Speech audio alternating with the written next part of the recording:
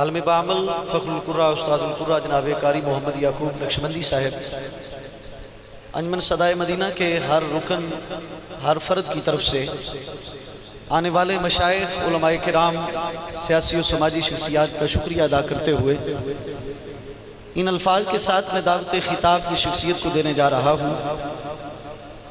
اہل سنت کا حسن بھی ہیں اور اہل سنت کا ناز بھی ہیں، ہمارے مسلک کی عظیم بہار بھی ہیں۔ عالم اسلام ان پہ رشک کرتا ہے اس لیے کہ یہ حضور کے سچے اور پکے غلام بھی ہیں اور دین مصطفیٰ کے خادم بھی ہیں۔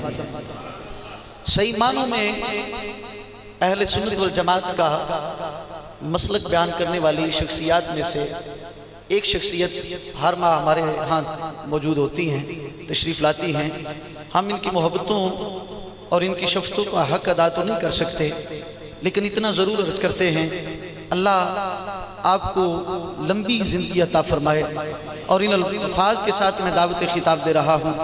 پاسبان مسلک رضا، اہل سنت کا حسن، خطیب الاسر، عالم بعمل، پیکر صدق و صفا، کشتہ عشق و محبت، یادگار اسلاف، جناب حضرت علامہ مولانا صاحبزادہ پیر غلام رشید نقشبندی صاحب، آپ کرسی خطابت پہ تشریف لاتے ہیں۔ آپ استقبالیہ نعرہ بلند کریں گے، نعرہ تکبیر، نعرہ رسالت، نعرہ رسالت، نعرہ تحقیق، نعرہ حیدری، نعرہ حیدری، نعرہ غوثیہ۔ اللہ ان کو سلامت رکھے۔ علامہ محمد زبیر چشتی صاحب اور ان کے مدرسہ کے طلباء ہیں، انہوں نے اپنی محبت کا اظہار کیا، اللہ انہیں سلامت رکھے۔ تو اپنے خیالات کا اظہار فرماتے ہیں عالم بعمل پیر طریقت جناب پیر غلام بشیر نقشبندی صاحب۔ اللہ تعالیٰ آپ کے علم میں عمل میں مزید برکتیں عطا فرمائے۔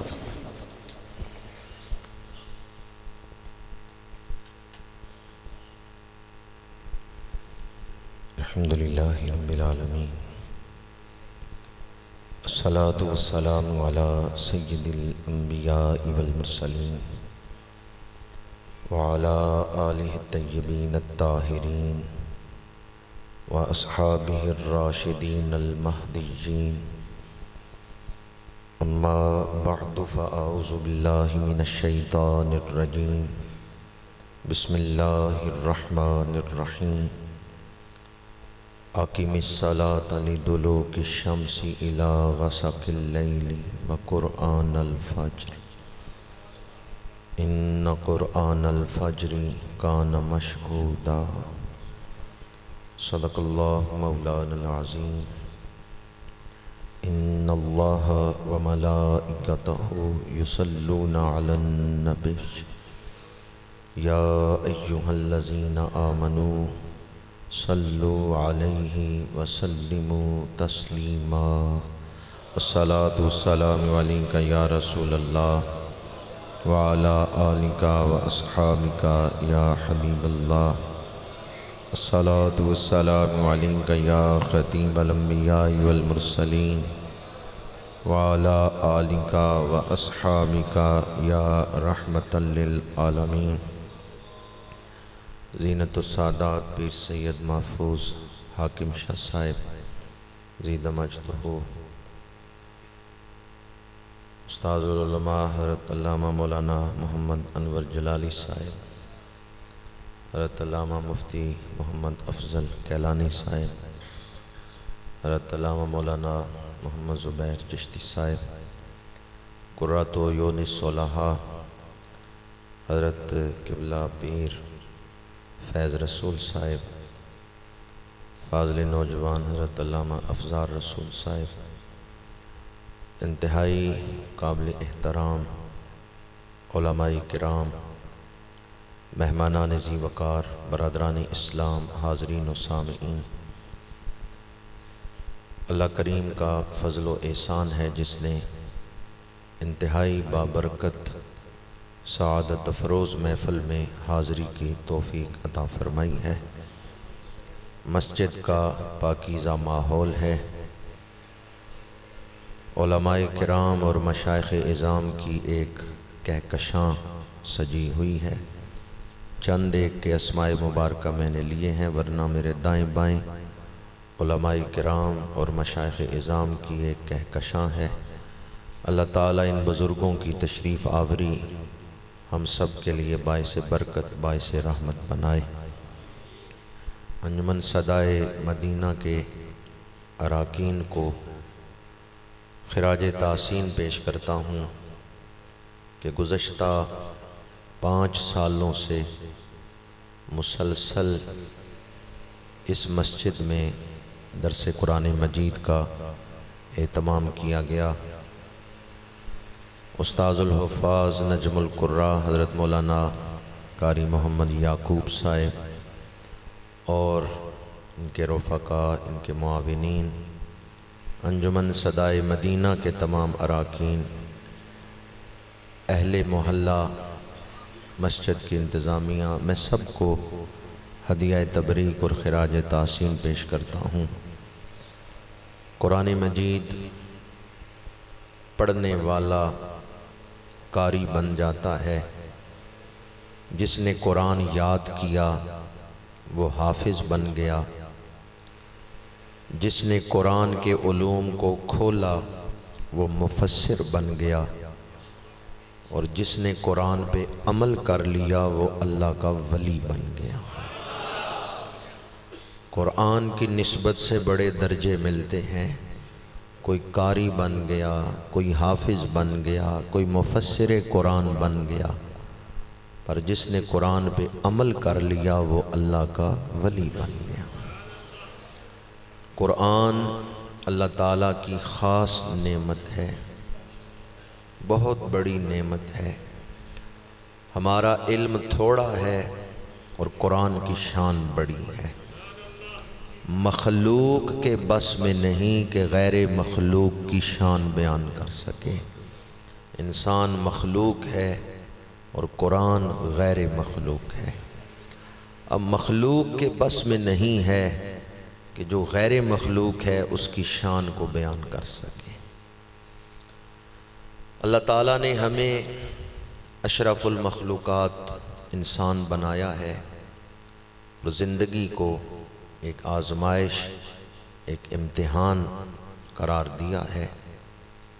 اس دنیا میں ہم رہنے کے لیے نہیں آئے، اصل زندگی تو قیامت کے بعد شروع ہوگی۔ ابھی تو ہم پیٹ بدل رہے ہیں، پہلے ماں کا پیٹ، پھر دنیا کا پیٹ، پھر قبر کا پیٹ۔ ایک پیٹ سے نکلتے ہیں تو دوسرے پیٹ میں چلے جاتے ہیں۔ ماں کے پیٹ سے نکلے تو دنیا کے پیٹ میں آ گئے، اور دنیا کے پیٹ سے نکلیں گے تو قبر کے پیٹ میں چلے جائیں گے۔ اصل زندگی اس دن شروع ہوگی جس دن قیامت کا میدان سجے گا۔ یہ جو درمیان میں اللہ کریم نے ہمیں دنیا کے پیٹ میں رکھا ہے، یہاں ہمیں کس طریقے سے زندگی گزارنا چاہیے وہ طریقہ بتانے کے لیے اللہ نے قرآن نازل کیا ہے۔ انسان کو کس طریقے سے زندگی گزارنا چاہیے وہ طریقہ دکھانے کے لیے رسول اللہ کو بھیجا ہے۔ اللہ کا وہ پسندیدہ طریقہ کہ جس طریقے پر انسان زندگی گزارے تو اللہ اسے اپنا قرب عطا فرما دے گا۔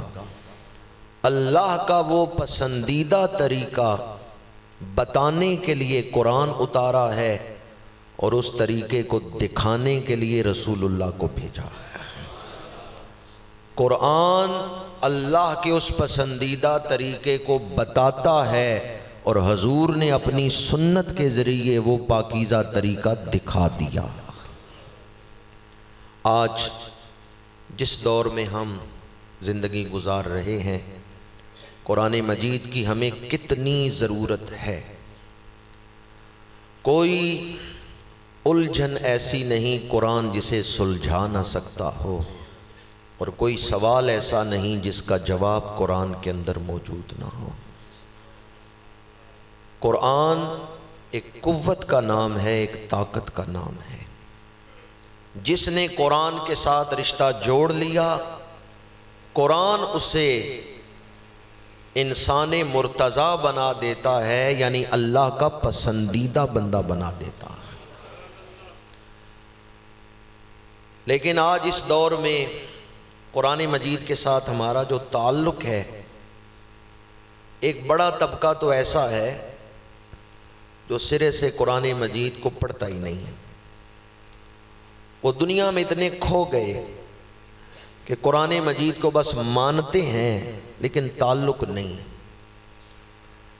دوسرا طبقہ وہ ہے جن کا قرآن سے تعلق ہے، وہ قرآن پڑھتے ہیں لیکن قرآن کی برکتوں کے ساتھ تعلق ہے، نزول کا جو مقصد ہے اس کے ساتھ ان کا بھی تعلق نہیں۔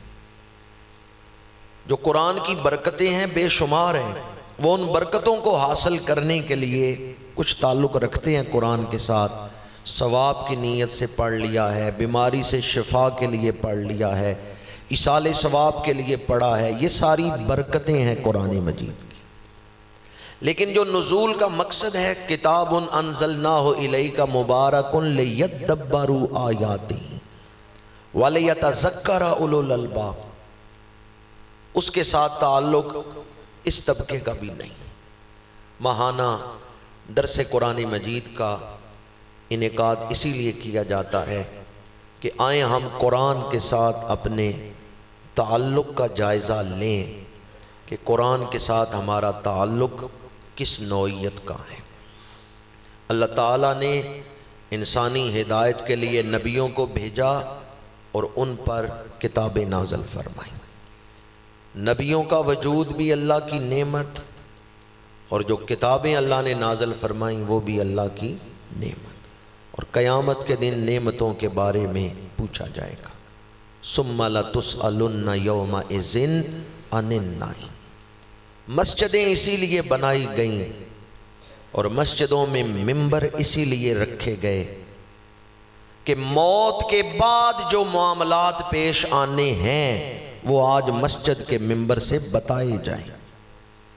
کل کوئی یہ نہ کہے قبر میں کہ مجھے پتہ ہی نہیں تھا، اللہ نے حجت تمام کر دی۔ اب کوئی یہ نہیں کہہ سکتا قبر میں جا کے بھی مجھے پتہ ہی نہیں تھا یہ معاملات پیش آئیں گے۔ کوئی قیامت میں یہ نہیں کہہ سکتا مجھے علم ہی نہیں تھا کہ یہ معاملات پیش آئیں گے۔ مسجد میں ممبر اسی لیے بچھایا گیا ہے کہ اس ممبر سے وہ چیزیں بتائی جائیں جو موت کے بعد ہمیں پیش آئیں گی، تاکہ آج ہم ان کی تیاری کر لیں۔ قرآن اللہ تعالیٰ کی بہت بڑی نعمت ہے، اور حشر میں نعمتوں کے بارے میں پوچھا جائے گا۔ آج وقت ہے کہ ہم قرآن مجید کے ساتھ اپنے تعلق کی نوعیت کو دیکھیں، تجزیہ کریں، جہاں کمی ہے اس کو دور کریں۔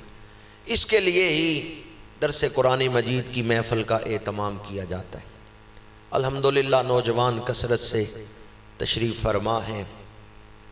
اگر کوئی آپ سے کوئی غیر مسلم پوچھے واٹ از قرآن، قرآن کیا ہے، تو کیا آپ اسے بتا سکتے ہیں کہ قرآن کیا ہے؟ کیا قرآن کا تعارف کروا سکتے ہیں؟ جدید میڈیا نے دنیا کو ایک ویلج ہی بنا دیا ہے۔ ایک لمحے میں مشرق سے مغرب تک، مغرب سے مشرق تک خبر پہنچ جاتی۔ تو اگر کوئی غیر مسلم آپ سے پوچھ بیٹھے واٹ از قرآن، قرآن کیا ہے، تو ہم اسی وقت تعارف کروا سکتے ہیں جب خود ہمیں تعارف ہو کہ قرآن کیا ہے۔ ایک تو قرآن مجید کے حرف ہیں، لفظ ہیں جو ورقوں کے اوپر لکھے ہوئے ہیں، آیتیں، ان کو مسلمان بھی دیکھ سکتے ہیں، غیر مسلم بھی دیکھ سکتے ہیں۔ مسلمان غیر مسلم سب ان کو پڑھ سکتے ہیں، دیکھ سکتے ہیں، نظر ڈال سکتے ہیں، پر ان لفظوں کے اندر جو خزانہ چھپا ہوا ہے، ان لفظوں کی جو حقیقت ہے، ان آیات کے اندر جو روحانیت، جو خزانہ چھپا ہوا ہے، اسے ہر کوئی نہیں دیکھ سکتا۔ ماشاءاللہ مجاہد اسلام زینت السادات قرۃ عیون الصلحاء پیر سید سرور حسین شاہ صاحب موسوی دامت برکاتہم العالیہ تشریف لائے۔ شاہ صاحب کو میں خوش آمدید کہتا ہوں۔ تو میں عرض یہ کر رہا تھا، آج ہمارا فرض ہے کہ ہم دنیا کو بتائیں قرآن کیا ہے۔ ایک بات یہ بھی یاد رکھیں، ہم جتنی بھی قرآن کی شان بیان کر لیں، قرآن کی شان اس سے بلند ہے۔ حضرت سہل بن عبداللہ تستری رحمۃ اللہ تعالیٰ علیہ کا فرمان ہے، اگر قرآن کے ایک حرف کو سمجھنے کے لیے 1000 عقلیں دی جائیں، 1000 عقلیں قرآن کے ایک حرف کو سمجھنے کے لیے صرف ہوں، یہ 1000 عقول مل کے قرآن کے ایک حرف پہ غور کریں، یہ سب تھک جائیں گی، قرآن کے ایک حرف کی کما حق و شان نہیں بیان کر سکتے کہ اس کے اندر کتنے رموز ہیں، کتنے اسرار۔ یہ ایک بات یاد رکھیں، لفظوں کو، حرفوں کو ہم سارے پڑھ سکتے ہیں، دیکھ سکتے ہیں، عاشق بھی، منافق بھی، مسلمان بھی، کافر بھی، ورقوں کے اوپر جو لفظ لکھے ہوئے ہیں ان کو سارے دیکھتے ہیں، لیکن ان لفظوں کے اندر جو علم ہے، اس علمیت کو، اس روحانیت کو، اس خزانے کو ہر کوئی نہیں جانتا، ہر کوئی نہیں دیکھ سکتا۔ آج مسلمانوں کا، بالخصوص علماء کا، بزرگوں کا فرض ہے نوجوان نسل کو بتائیں، نوجوان نسل کا فرض ہے غیر مسلموں تک قرآن مجید کا تعارف پہنچائیں۔ اگر کوئی قرآن مجید کی حقانیت پر سوال کرے، پہلی بات تو یہ یاد رکھیں، قرآن مخلوق کا کلام نہیں ہے، قرآن خالق کا کلام ہے، قرآن اللہ کا کلام ہے۔ ایک اس کی اصطلاحی تعریف ہے، اس کی طرف نہیں جا رہا، صاحب نور الانوار نے لکھی ہے، علماء بہتر جانتے ہیں۔ اللہ کا کلام جو آخری نبی کے سینے پر 23 سال کے عرصے میں تھوڑا تھوڑا تر کر کے نازل کیا گیا، اسے قرآن کہتے ہیں۔ قرآن مجید اللہ کا کلام ہے، یہ کسی انسان کا کلام، جس نے ہمیں بنایا ہے اس کا کلام ہے، جو ہمارا خالق ہے قرآن اس کا کلام ہے۔ حضرت اکرمہ رضی اللہ تعالیٰ عنہ، جانتے ہیں اکرمہ کون ہے؟ ابو جہل کا بیٹا، لیکن جب اسلام قبول کیا ہے اور صحبت نبوی ملی ہے تو زندگی ایسے بدل گئی ہے اور دل میں یوں فیض ٹھاٹھے مارنے لگا ہے کہ اکرمہ بن ابو جہل جب قرآن کھولتے نا پڑھنے کے لیے تو رونا شروع کر دیتے، اور قرآن کے ورقے اپنے چہرے کے اوپر رکھ لیتے اور زاروں قطار روتے، اور روتے ہوئے کیا کہتے؟ یہ میرے رب کا کلام ہے، یہ میرے رب کا کلام ہے، یہ میرے خالق کا کلام ہے، جس نے مجھے بنایا یہ اس کا کلام ہے۔ قرآن کھول کے اپنے چہرے پہ رکھتے اور زاروں قطار روتے اور کہتے یہ میرے رب کا کلام ہے، یہ میرے خالق کا کلام۔ حضرت عثمان غنی رضی اللہ تعالی عنہ آپ فرماتے، جب تک لوگوں کے دل اندھے نہیں ہوں گے قرآن پڑھنے سے ان کو مزہ آتا رہے گا، اور اگر قرآن پڑھنے سے مزہ نہ آئے، لطف نہ آئے، تو سمجھو دل اندھے ہو چکے، پھر اللہ کی بارگاہ میں توبہ کرو۔ تو قرآن مجید خالق کا کلام ہے، قرآن کسی مخلوق کا کلام نہیں۔ اب اگر کوئی پوچھے اس پر کوئی دلیل کہ قرآن خالق کا کلام ہے، متعدد دلائل ہیں، میں ان میں سے ایک دلیل آپ کے سامنے عرض کر رہا ہوں۔ قرآن مجید نے جو پیشین گوئیاں فرمائیں وہ اسی طرح پوری ہوئیں جس طرح قرآن نے پیشین گوئی فرمائی تھی۔ میرے آقا کریم صلح حدیبیہ سے واپس آ رہے ہیں، دشمن کی شرطیں مان کے صلح کر کے آ رہے ہیں، بعض صحابہ کے دل پریشان ہیں کہ دشمن کی شرطیں مان کے ہم صلح کر کے آ رہے ہیں۔ اللہ کریم نے صلح حدیبیہ سے واپسی پر سورہ فتح نازل فرمائی اور فتح مکہ کی پیشین گوئی فرما دی۔ محبوب ہم نے آپ کو روشن فتح عطا فرما دی، اِنَّا فَتَحْنَا لَكَ فَتْحًا مُبِينًا۔ پھر جس طرح قرآن نے پیشین گوئی کی ہے اسی طرح مکہ فتح ہوا ہے یا نہیں فتح ہوا؟ قرآن نے جتنی پیشین گوئیاں کی ہیں وہ اسی طرح سچ ثابت ہو۔ ابو لہب کے بارے میں قرآن نے پیشین گوئی کی اس کا خاتمہ کفر پہ ہوگا، یہ ایمان نہیں لائے گا۔ سَيَصْلَى نَارًا، ان قریب یہ آگ میں داخل ہوگا۔ اب معاذ اللہ ثم معاذ اللہ ابو جہل چاہتا، ابو لہب چاہتا تو جھوٹ موٹ ہی کلمہ پڑھ لیتا اور صحابہ سے کہتا دیکھو قرآن نے تو کہا تھا میں دوزخ میں جاؤں گا، میں نے تو کلمہ پڑھ لیا، لیکن وہ جھوٹ موٹ میں کلمہ نہیں پڑھتا، کفر پہ ہی ڈٹا رہتا ہے، کفر پہ اس کو موت آتی ہے۔ قرآن نے جو پیشین گوئی کی وہ اسی طرح پوری ہوئی۔ کیوں نہیں وہ کلمہ پڑھ سکا؟ جس نے قرآن نازل فرمایا ہے لوگوں کے دل بھی اسی کے قبضہ قدرت میں، اس نے دلوں پہ مہر لگائی اور پھر فرمایا یہ لوگ نہیں کلمہ پڑھیں گے۔ سواء علیہم انذرتہم ام لم تنذرہم لا یؤمنون۔ جن کافروں کے بارے میں قرآن نے پیشین گوئی کی کہ یہ کلمہ نہیں پڑھیں گے، انہوں نے کلمہ نہیں پڑھا۔ تو قرآن مجید نے جو پیشین گوئیاں فرمائی ہیں وہ اسی طرح پوری ہوئی ہیں جس طرح قرآن نے پیشین گوئی فرمائی۔ اسی طرح قرآن نے جو خبریں دی ہیں، قرآن مجید سورہ یونس میں ہے کہ جب فرعون کو دریائے نیل میں اس کے لشکر کو دریا میں غرق کیا گیا ہے تو اللہ کریم نے فرعون کو فرمایا کہ تیرے بدن کو اس کو نشان عبرت بناتے ہوئے ہم محفوظ رکھیں گے، اور باقی لشکر سارا، فرعون بھی غرق ہوا ہے لیکن پانی نے اس کی لاش کو اچھال دیا ہے۔ تو قرآن نے بتایا کہ فرعون کی لاش جو ہے وہ محفوظ ہے، اللہ نے اسے نشان عبرت بنایا ہے۔ غیر مسلم ہم سے پوچھتے تھے بھی قرآن نے کہا ہے فرعون کی لاش محفوظ ہے تو بتاؤ کہاں ہے، لیکن پھر خود انہوں نے جو اعتراض کرتے تھے خود انہوں نے ہی تلاش بھی کر لی ہے 1907 میں، برٹش میوزیم میں بھی رکھی ہے، اس پر ریسرچ بھی کی ہے، اور پھر انہوں نے کہا یہی فرعون کی لاش، آج دنیا کے سامنے فرعون کی لاش موجود ہے۔ جس وقت قرآن نے خبر دی تھی کہ اللہ نے فرعون کی لاش کو نشان عبرت بنایا ہے، محفوظ رکھا ہے، اس وقت لوگوں کی آنکھوں کے سامنے لاش نہیں تھی، اس وقت لوگوں کو نہیں پتا تھا کہ اللہ نے فرعون کی لاش کو کہاں رکھا ہوا ہے، لیکن قرآن نے جو خبر دی وہ خبر دنیا کے سامنے سچی ثابت ہوئی،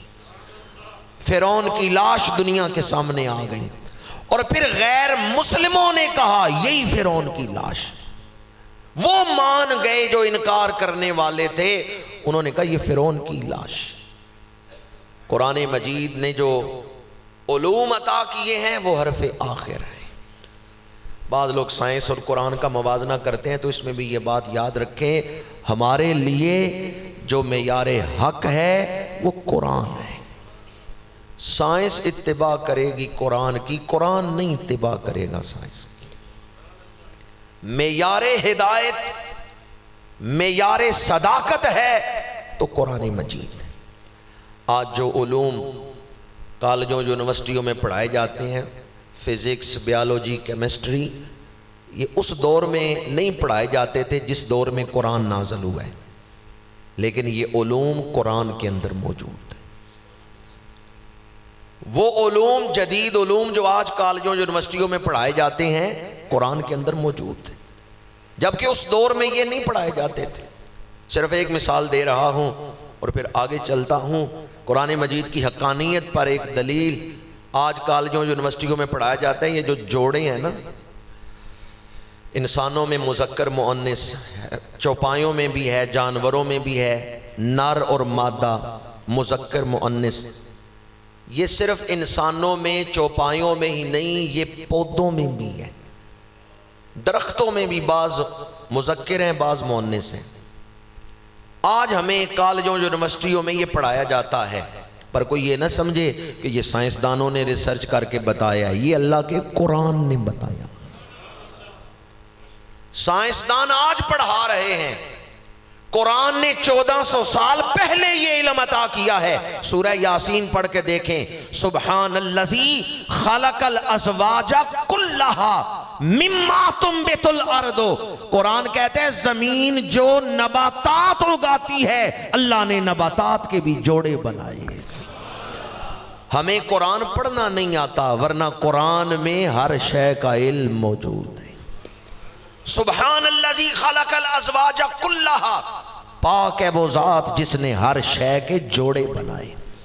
اور آگے اس کو مزید کھول کے بیان کیا، مما تنبت الارض، زمین جو نباتات اگاتی ہے، یہ درخت، یہ پودے، ان نباتات کے اندر بھی جوڑے موجود ہیں۔ سائنس آج بیان کر رہی ہے، قرآن نے 1400 سال پہلے بیان کر دیا۔ ہمیں قرآن پڑھنے کی جانچ نہیں، ہمیں قرآن پڑھنے کا سلیقہ نہیں، ورنہ قرآن مجید کے اندر ہر شے کا علم موجود ہے۔ قرآن کی علمیت بے مثال، قرآن کی روحانیت بے مثال۔ قرآن علمیت اور روحانیت کا بہت بڑا خزانہ ہے۔ اسی لیے اقبال نے کہا، فاش می گویم آنچے در دل مزمرست، این کتابیں نیست چیزیں دیگر است۔ قرآن کو محض عام کتابوں کی طرح صرف ایک کتاب ہی نہ سمجھنا، یہ روحانیت اور علمیت کا بہت بڑا خزانہ ہے۔ جو سوال کرو گے قرآن اس کا جواب دے گا۔ این کتابیں نیست چیزیں دیگر است۔ میرے آقا کریم نے فرمایا، ان اللہ یرفع بہذا الکتاب اقواما ویضع بہ آخرین، او کما قال علیہ الصلوۃ والسلام۔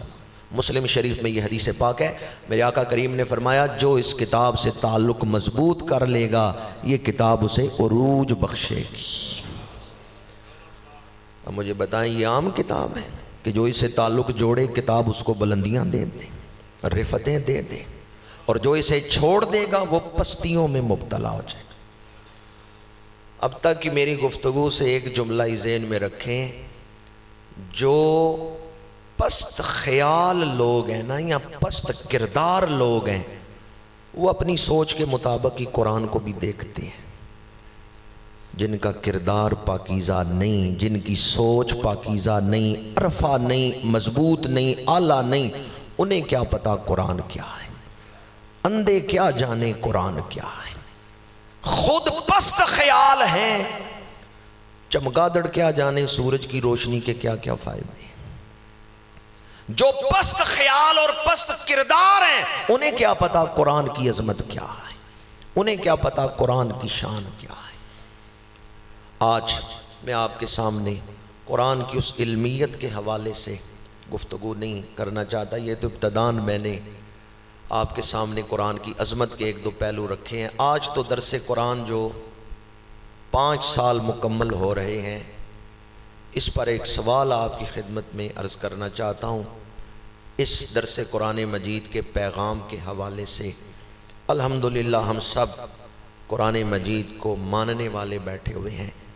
ایک سوال میں آپ کی خدمت میں عرض کرنا چاہتا ہوں، اگر اس سوال پر دیانتداری سے غور کریں گے اور اپنے اندر اس سوال کا جواب تلاش کریں گے، تو یہ سوال آپ کو سعادت کے راستے پر گامزن کر دے گا۔ سوال یہ ہے، اپنے آپ سے ہم نے پوچھنا ہے، کیا مجھے قرآن کے ساتھ محبت ہے؟ سوال سمجھے میں نے کیا پیش کیا؟ اب اس کا جذباتی جواب نہیں دیتا، ہاں جی مجھے قرآن سے محبت ہے، میں مسلمان ہوں۔ یہ کیسے ہو سکتا ہے کہ مسلمان کو قرآن سے محبت نہ ہو؟ جذباتی جواب نہیں دینا، دیانتداری سے اپنے اندر اس سوال کا جواب ڈھونڈنا ہے، کیا واقعتاً مجھے قرآن سے محبت ہے؟ ایمان تو ہے، مانتے تو ہیں، وہ ابتدائی درجے کی محبت تو سب کو حاصل ہے، ہر مومن کو، لیکن دیانتداری سے اپنے اندر یہ جواب ڈھونڈنا ہے، کیا واقعتاً مجھے قرآن سے محبت ہے؟ نشانیاں میں بتا دیتا ہوں، غور آپ نے کرنے ان نشانیوں پہ۔ اگر وہ ساری نشانیاں پائی جاتی ہیں پھر محبت کامل ہے، اگر ان میں سے 2-3 نشانیاں ہیں 2-3 نہیں ہیں پھر محبت ناقص ہے، اور اگر ان نشانیوں میں سے کوئی نشانی نہیں پائی جاتی پھر محبت ہے ہی نہیں۔ وہ نشانیاں جن سے قرآن مجید کی محبت کا جائزہ ہم نے لینا ہے، ماشاءاللہ، نعرہ تکبیر، نعرہ رسالت، نعرہ تحقیق، نعرہ حیدری، نعرہ غوثیہ، آستانہ لیا سندر شریف، آستانہ لیا سندر شریف، آستانہ لیا سندر شریف، آستانہ لیا سندر شریف۔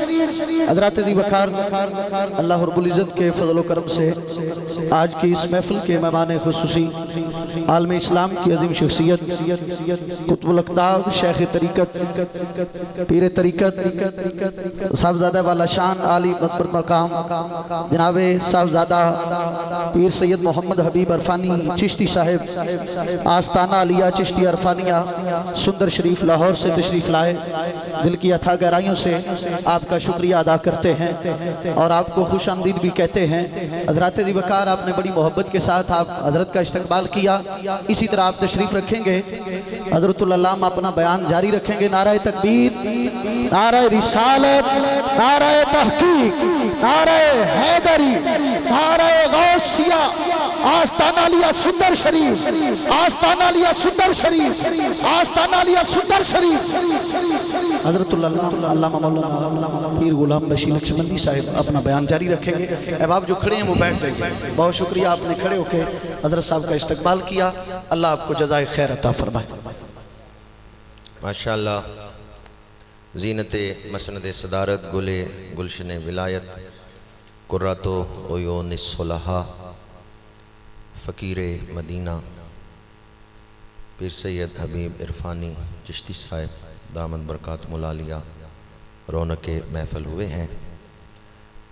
درس قرآن مجید کی آج سالانہ محفل ہے۔ 60 مہینے ہو گئے، 5 سال مکمل ہو گئے، اور اس پر آج ہمارے بھائی رجب چشتی صاحب نے اپنے پیر و مرشد پیر سید حبیب چشتی صاحب آپ کو تکلیف دی، سفر فرمایا، آپ نے آستانہ علیہ سندر شریف سے تشریف لائے۔ درس قرآن کی محفل میں آج ہم ایک ایسی ہستی کو ہی خوش آمدید کہہ رہے ہیں جن کے والد گرامی وہ عظیم ہستی ہیں جن کی ساری زندگی قرآن کی خدمت میں ہی گزری ہے، اور آپ کا معروف ترجمہ قرآن ہے عرفان القرآن۔ وہ کسی دور میں ریڈیو پاکستان پہ بھی پورا ترجمہ قرآن نشر ہوتا رہا ہے، اب بھی پاکستان میں کئی ٹی وی چینلز پر صبح عرفان القرآن آپ کے والد گرامی زینت الاصفیاء صوفی باصفا قرۃ عیون الصلحاء پیر سید وجیہ السما عرفانی چشتی رحمۃ اللہ تعالیٰ علیہ نے جو ترجمہ قرآن کیا وہ پاکستان میں کئی ٹی وی چینلز پر اس وقت بھی چل رہا ہے۔ اللہ تعالیٰ سلسلہ علیہ چشتیہ کے مشائخ کرام کے فیوز و برکات سے ہم سب کو مستفید فرمائے۔ ہر دور میں سلسلہ علیہ چشتیہ کے مشائخ نے قرآن مجید کی خدمت کی ہے، تمام سلاسل کے بزرگوں نے کی ہے، لیکن آج جو صدارت فرما رہے ہیں آپ کا تعلق سلسلہ علیہ چشتیہ سے ہے، اور آپ کے والد گرامی بالخصوص آپ نے قرآن مجید کی خدمت میں زندگی گزاری اور صاحب قرآن کے عشق میں زندگی گزاری، محبت اولیاء کا درس دیا۔ میں ڈنگا میں آپ کو تشریف آوری پر خوش آمدید کہتا ہوں۔ میں عرض یہ کر رہا تھا، قرآن مجید فرقان حمید کی محبت کے حوالے سے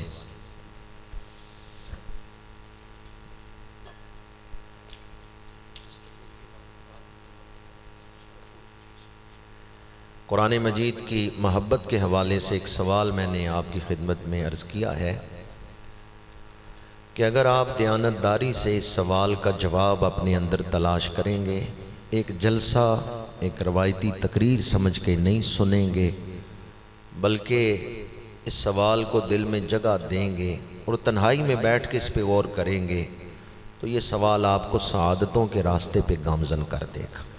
بھئی قرآن پر میرا ایمان ہے، میں قرآن کو مانتا ہوں، لیکن کیا مجھے قرآن سے محبت بھی ہے؟ واقعتاً مجھے قرآن سے محبت بھی ہے؟ جذباتی جواب نہیں دینا کہ ہاں مجھے محبت ہے، اپنے اندر جواب تلاش کرنا ہے۔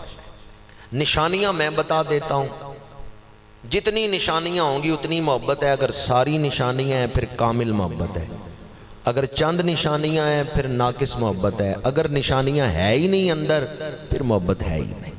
پہلی نشانی، محبوب ملے تو محب کا دل خوش ہو جاتا ہے۔ کیا قرآن پڑھ کے میرا دل خوش ہوتا ہے؟ کیا قرآن کی تلاوت سن کے میرا دل خوش ہوتا ہے؟ کیونکہ محبوب ملے تو محب کا دل خوش ہو جاتا ہے۔ یہ پہلی نشانی۔ دوسری نشانی، ہر محب چاہتا ہے میرا زیادہ سے زیادہ وقت محبوب کے ساتھ گزرے۔ کیا میرے اوقات قرآن کے ساتھ گزرتے ہیں؟ کیا میں روزانہ قرآن کی تلاوت کرتا ہوں؟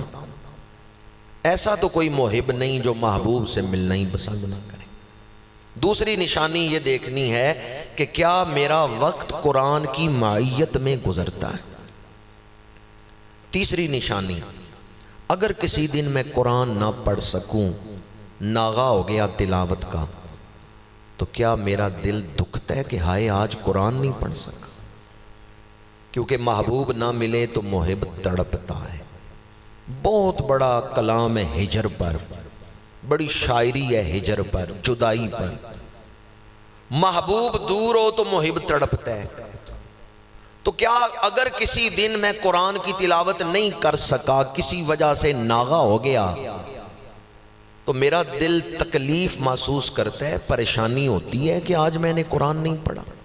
اور اگر پریشانی نہیں ہوتی تو پھر دل میں محبت نہیں ہے، محبت ہوتی تو پریشانی ہوتی۔ وہ رکاوٹ جس نے مجھے قرآن سے دور کیا ہے کہ آج میں قرآن نہیں پڑھ سکا، کیا اس رکاوٹ کو ہٹا کے میں قرآن کی طرف قدم بڑھاتا ہوں؟ کیونکہ جو چیز محبوب سے دور کرے، محب اس رکاوٹ کو ہٹا کر محبوب سے ملنا چاہتا ہے۔ کیا خیال ہے اگر دنیا کی محبت میں ایک عاشق کو کہا جائے بھئی دودھ کی نہر جاری کرو گے تو محبوب تک پہنچو گے، اور وہ پہاڑ کھود دے فانی محبت میں، رکاوٹ دور کرے، شرط پوری کرے، اور قرآن سے محبت کرنے والے قرآن تک پہنچنے کے لیے کوئی تکلیف نہ برداشت کرے۔ 3 نشانیاں بیان کر چکا ہوں۔ ایک تو محبوب سے ملاقات پر خوشی، دوسرا محبوب کے ساتھ وقت گزارنا، تیسرا محبوب سے جدائی ہو تو دل میں تکلیف۔ چوتھی نشانی قرآن کے ساتھ محبت کی، کیا میں اپنی زندگی کے چھوٹے بڑے معاملات میں قرآن سے مشورہ لیتا ہوں؟ قرآن سے پوچھتا ہوں کہ اب مجھے کیا کرنا چاہیے؟ یا میں قرآن سے پوچھتا ہی نہیں، ضرورت ہی نہیں محسوس کرتا بھی قرآن سے بھی پوچھنے کی ضرورت ہے؟ اپنی زندگی کے معاملات اپنی مرضی سے ہی چلا رہا ہوں یا قرآن سے مشورہ لے کے چل رہا ہوں؟ چوتھی نشانی قرآن کے ساتھ محبت کی، کیا اپنی زندگی کے چھوٹے بڑے معاملات میں قرآن سے پوچھتا ہوں کہ اب مجھے کیا قدم اٹھانا چاہیے؟ پانچویں نشانی، کیا قرآن کے دیے ہوئے حکم پر میں عمل کرتا ہوں یا قرآن کے حکموں کی مجھے پرواہ ہی نہیں؟ اللہ نے قرآن میں احکامات نازل فرمائے ہیں، اللہ نے آپ کو انسان بنایا اور اللہ چاہتا ہے انسان ہی رہے، انسانیت کی حدیں پھلانگ کے حیوانیت میں نہ چلا جائے، وہ انسان ہی رہے، اس لیے حدود بیان کی ہیں اور حکم دیا ان حدوں میں رہنے کا۔ کیا میں ان حدوں کی پرواہ کرتا ہوں جو قرآن نے بیان کی ہیں؟ یہ 5 نشانیاں ہیں۔ اگر یہ 5 نشانیاں ہیں تو پھر محبت کامل ہے۔ اگر ان میں سے 1-2 نشانیاں ہیں، 1-2 نہیں ہیں، پھر محبت ناقص۔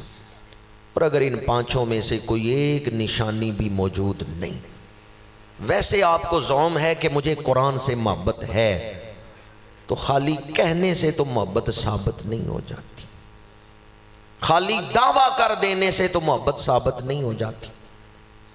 میں دست بستہ آج 5 سال درس قرآن کے مکمل ہونے پر یہ پیغام آپ کی خدمت میں عرض کروں گا، دیانتداری سے اپنے اندر اس سوال کا جواب تلاش کریں کہ میرے دل میں قرآن کے ساتھ کتنی محبت ہے۔ ہمارے لیے کھانا کھانا ضروری ہے، پانی پینا ضروری ہے، سانس لینا ضروری ہے، لیکن اس سے بھی زیادہ ضروری قرآن اور صاحب قرآن کی محبت ہے۔ کھانا کھانے، پانی پینے، سانس لینے سے زیادہ ضروری صاحب قرآن کی محبت اور قرآن کی محبت۔ آپ کہیں گے سانس لینے سے بھی زیادہ ضروری قرآن کی محبت اور صاحب قرآن کی محبت؟ بھئی آپ جتنا عرصہ بھی سانس لے لیں، سانس آخر ایک دن بند ہو ہی جائے گی، آخر ایک دن سانسوں نے رک ہی جانا ہے۔ لیکن اگر دل میں قرآن کی محبت ہوگی، صاحب قرآن کی محبت ہوگی، تو یہ محبت قبر میں بھی کام آئے گی، یہ محبت حشر میں بھی کام آئے گی۔ اس لیے یہ جو محبت کے حوالے سے میں نے سوال کیا ہے، اس پر غور کرنے آپ، پھر درس قرآن کی محفل کا مقصد پورا ہو جائے گا کہ ہمارے لیے یہ محبت کتنی ضروری ہے۔ میرے آقا کریم صلی اللہ علیہ وآلہ وسلم نے فرمایا، جو شخص یہ دعویٰ کرے مجھے اللہ سے محبت ہے، اللہ کے رسول سے محبت ہے، تم یہ دیکھو اسے قرآن سے محبت ہے یا نہیں۔ اگر اسے قرآن سے محبت ہے تو پھر وہ اپنے دعوی محبت میں سچا ہے، اور اگر اسے قرآن سے محبت نہیں تو اللہ سے بھی محبت نہیں، اللہ کے رسول سے بھی محبت نہیں۔ خود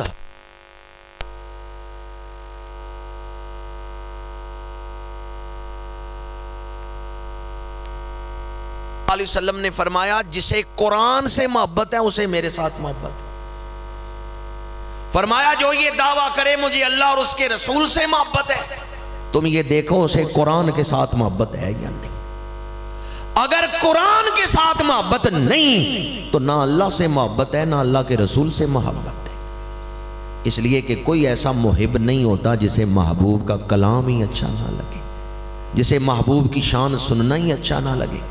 قرآن اللہ کا کلام، اور اس میں اللہ کی شانیں بھی ہیں، اللہ کے رسول کی شانیں بھی بیان۔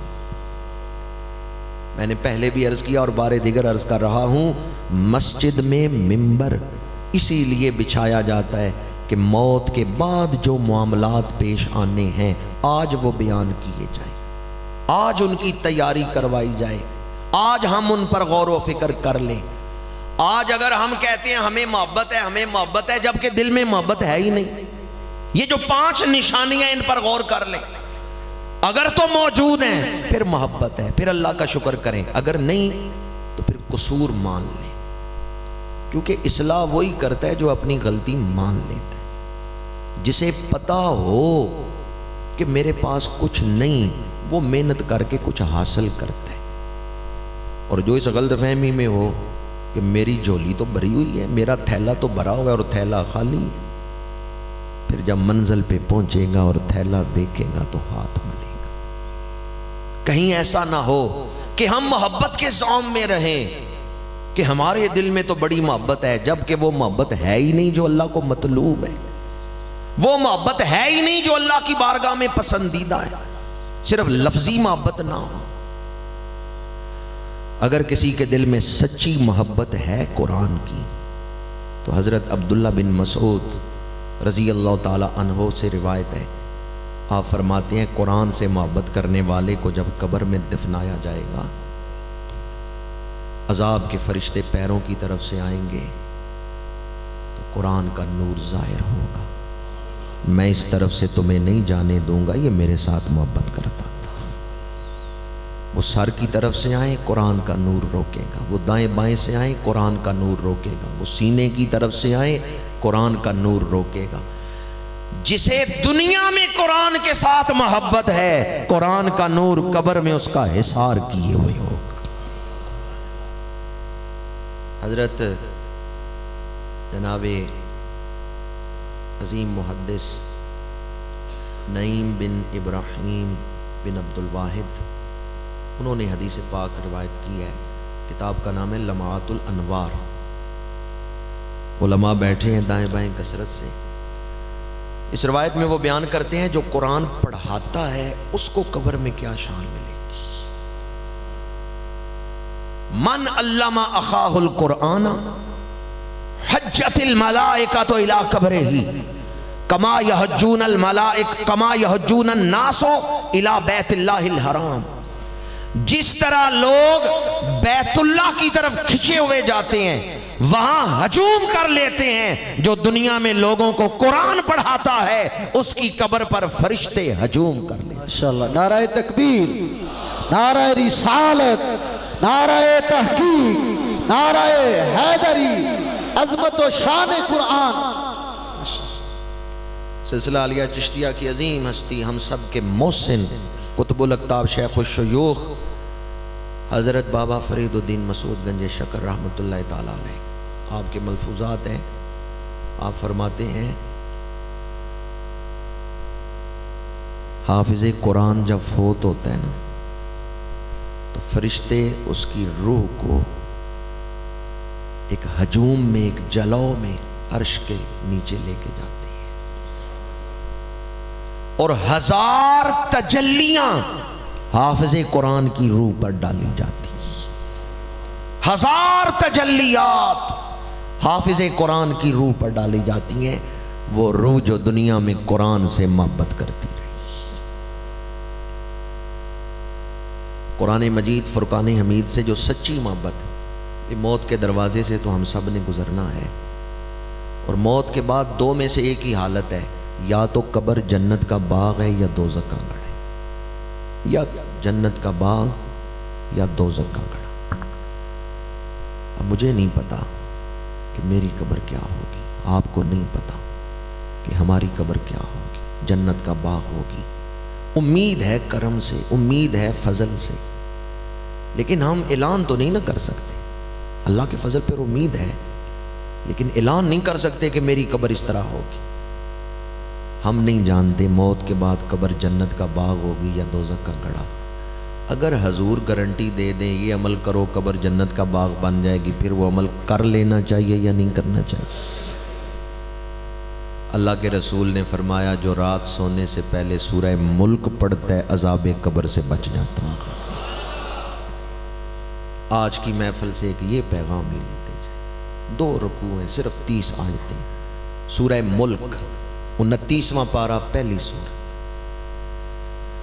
بعض صحابہ کرام کے اقوال میں ہے کہ اللہ جس کے ساتھ بہتری کا ارادہ کرتا ہے، اللہ اس کے دل میں سورہ ملک کی محبت پیدا فرما دیتا ہے، کہ جو سورہ ملک کی تلاوت کرے گا فرشتے اسے قبر میں آتا ہے تو اس کی قبر کو جنت کا باغ بنا کے کہتے ہیں اے سورہ ملک سے محبت کرنے والے آ، تو بڑے خزانے لے کے آ رہا ہے۔ اس سورت کا نام صحابہ کرام کے نزدیک ہے مانعہ، روکنے والی۔ مانعہ، روکنے والی۔ یہ سورت بھی عذاب کو روک دیتی ہے، یہ عذاب کو نہیں آنے دیتی اس قبر کی طرف جس قبر میں سورہ ملک سے محبت کرنے والا لیٹا ہوا۔ چلیں سورہ ملک کی تو 30 آیتیں ہیں، خوش نصیب یاد کریں گے، اس سے چھوٹی سورت نہ بتاتا، اور جو اکثر کو یاد بھی ہے، سورہ اخلاص۔ قل هو اللہ احد اللہ الصمد لم یلد ولم یولد ولم یکن لہ کفوا احد۔ بخاری شریف میں الفاظ ہیں، میرے آقا کریم نے ایک صحابی سے فرمایا حبک ایہا ادخلک الجنت، اے سورہ اخلاص سے محبت کرنے والے اس سورت کی محبت ہی تجھے جنت میں لے جائے گی۔ حبک ایہا ادخلک الجنت، اس سورت کی محبت ہی تیرے اوپر جنت کے دروازے کھلوا دے گی۔ محبت کی بات میں کر رہا تھا، بس اب جائزہ آپ نے لینا ہے کہ دل میں محبت ہے یا نہیں۔ اگر محبت، تلاوت کی شان نہیں یہاں بیان ہو رہی، یہاں محبت کی شان۔ اندازہ کریں اگر محبت سچی ہو تو پھر تلاوت پر کتنی فضیلتیں ہوں۔ محبت سچی ہوگی نا تو تلاوت بھی کروائے گی، عمل بھی کروائے گی۔ کوئی بندہ کہنے جی محبت کا تو ذکر ہے، عمل کا یا اس میں ذکر نہیں ہے، تلاوت کا بس محبت کا ذکر ہے۔ اس لیے میں نے شروع میں کہا تھا جذباتی جواب نہیں دینا، دیانتداری سے غور کرنے اپنے اندر۔ محبت سچی ہوگی، تلاوت بھی کروائے گی، عمل بھی کروائے گی۔ ایک صحابی ہیں حضرت سالم، یہ غلام ہیں حضرت ابو حذیفہ رضی اللہ تعالی عنہ کے، جن 4 صحابہ سے قرآن سیکھنے کے لیے حضور نے لوگوں کو حکم دیا نا ان سے قرآن سیکھو، یہ قرآن کے بڑے اعلیٰ قاری ہیں، ان میں ایک سالم تھے، غلام تھے۔ اسلام نے غلاموں کو بڑی عزت عطا کی، اسلام نے غلاموں کو بڑی عظمت عطا فرمائی۔ جناب ابو حذیفہ کے یہ غلام تھے، انہوں نے آزاد کر دیا تھا، انہوں نے خرید کے انہیں آزاد کیا، پہلے غلام ہیں پھر آزاد کیے۔ لیکن اسلام نے غلاموں کو کتنی عزت بخشی ہے کہ حضرت ابو حذیفہ نے اپنی بھتیجی کی شادی سالم کے ساتھ کی۔ ان کا بھائی آزاد ہے، ان کی بھتیجی آزاد ہے، لیکن ایک غلام کو خرید کے آزاد کر کے اس کے ساتھ، اب اندازہ کریں سالم کتنی خوبیوں کے حامل ہوں گے۔ ایک بات اور عرض کرتا چلوں، جب حضرت سیدنا فاروق اعظم پہ حملہ ہوا تھا نا اور آپ شدید زخمی تھے، آثار شہادت ظاہر ہو رہے تھے اور جانشین کے بارے میں پوچھا جا رہا تھا، تو حضرت فاروق اعظم نے فرمایا آج اگر ابو حذیفہ کا غلام سالم زندہ ہوتا نا تو میں سالم کے لیے وصیت کرتا۔ غلام کو کتنی عزتیں بخشی، غلام کو کتنے رتبے دی کہ وہ خلافت کی باریکیوں سے کتنے آشنا ہیں، وہ اس میں فیصلہ فرمائیں، وہ اس مشاورت میں شامل ہوں، لیکن سالم نہیں تھے۔ جناب ابو حذیفہ اور سالم دونوں اکٹھے ہی شہید ہوئے تھے۔ میں بات عمل کی کرنے لگا تھا کہ ایک جنگ میں زید بن خطاب رضی اللہ تعالیٰ عنہ نے پرچم اٹھایا ہے اور کہتے ہیں اے قرآن پڑھنے والو اپنے عمل سے تصدیق کرو کہ تم قرآن پڑھنے والے ہو۔ حضرت زید بن خطاب پرچم اسلام ان کے ہاتھ میں ہے اور انہوں نے اعلان کیا کیا، ان کا اے قرآن پڑھنے والو اپنے عمل سے ثابت کرو کہ تم قرآن پڑھنے والے ہو۔ اب حضرت سالم مولا ابو حذیفہ انہوں نے جو جواب دیا وہ سنیں، ان کا میرے ہوتے ہوئے مجھ سے پہلے کسی اور مسلمان کو تلوار کا زخم لگے اس کا مطلب ہے میں قرآن پہ عمل کرنے والا نہیں، میں امت مسلمہ کے لیے اپنی جان پیش کرتا ہوں، میں آگے ہو کے لڑوں گا، میں کافروں کو روکوں گا، میں اپنے عمل سے اپنے عقیدے کو مزین کروں گا کہ جسے رسول اللہ نے کہا ہے قرآن سالم سے سیکھو، اس کے دل میں قرآن کتنا اترا ہوا ہے۔ وہ کہتے ہیں میرے ہوتے ہوئے رسول اللہ کی امت کو تکلیف ہو اس کا مطلب ہے مجھے اپنے آپ سے محبت ہے، حضور کی امت سے محبت نہیں۔ آگے بڑھے اور پھر جام شہادت نوش کیے۔ حضرت سالم مولا ابو حذیفہ ان کا یہ فرمان میں اس لیے آپ کو سنانا چاہتا تھا کہ حضرت زید بن خطاب نے فرمایا اے قرآن پڑھنے والو اپنے عمل سے ثابت کرو کہ تم قرآن پڑھنے والے، اور سالم مولا ابو حذیفہ انہوں نے جواب دیا میرے ہوتے ہوئے مجھ سے پہلے کوئی زخمی نہیں ہوگا، میں اپنی جان پیش کرتا ہوں۔ تو جس دل میں سچی محبت ہوگی قرآن مجید پڑھنے کا شوق بھی ہوگا، قرآن مجید کا عمل کرنے کا جذبہ بھی ہوگا، اور اگر دل میں یہ کیفیت نہ ہو تو پھر ہمیں اپنا قصور مان لینا چاہیے، پھر اپنی غلطی مان لینی چاہیے، پھر اللہ تعالیٰ کی بارگاہ میں دعا کرنا چاہیے کہ پروردگار ہمیں قرآن اور صاحب قرآن کی سچی محبت عطا فرما۔ کوئی یہ نہ کہے کہ میرے دل میں تو پہلے ہی محبت ہے، میں کیوں یہ دعا مانگوں۔ یاد رکھیں محبت کا کوئی کنارہ، کوئی انتہا نہیں۔ بے شک آپ کے دل میں قرآن کی محبت ہے، آپ دعا مانگیں یا اللہ اس محبت میں اور اضافہ فرما دیں۔ یا اللہ میرے دل میں جو قرآن کی محبت ہے اس میں اور اضافہ فرما دے، اس کو اور بڑھا دے۔ جب یہ دعا کریں گے قرآن کی محبت دل میں آئے گی، قرآن دل کی بہار بنے گا، تو پھر ایسا ہی بہار ہوگی جس میں کبھی خزاں نہیں آئے گی۔ ایک دعا میں آپ کو سنا رہا ہوں، یہ میرے آقا کریم نے سکھائی، مسند امام احمد میں حدیث پاک ہے، کتاب الاذکار میں ہے، ویسے حدیث کی اور بہت ساری کتابوں میں ہے۔ محدثین نے اسے غم دور کرنے کے باب میں نقل کیا ہے کہ غم دور کرنے کے لیے جو وظائف پڑھے جاتے ہیں اس باب میں نقل کیا ہے، لیکن اس میں قرآن کی محبت مانگی گئی ہے، اس لیے میں اسے محبت قرآن کے ضمن میں ہی آپ کے سامنے بیان کر رہا ہوں۔ ویسے محدثین نے اسے حدیث کی کتابوں میں ذہاب الہموم، غموں کا دور کرنا، اس میں اس باب میں نقل کیا ہے۔ اس دعا کو سکھا کے میرے آقا کریم نے ارشاد فرمایا، جو اس دعا کو پڑھے گا الا اذهب اللہ ہمہ، اللہ اس کے غم دور کر دے گا۔ جو اللہ سے قرآن کی محبت مانگے گا اللہ اس کے غم دور کر دے گا۔ پتہ چلا قرآن کی محبت مانگنے کا صرف اخروی فائدہ ہی نہیں، دنیاوی فائدے بھی۔ اللہ اذهب اللہ ہمہ، اللہ اس کے غم دور کر دے گا۔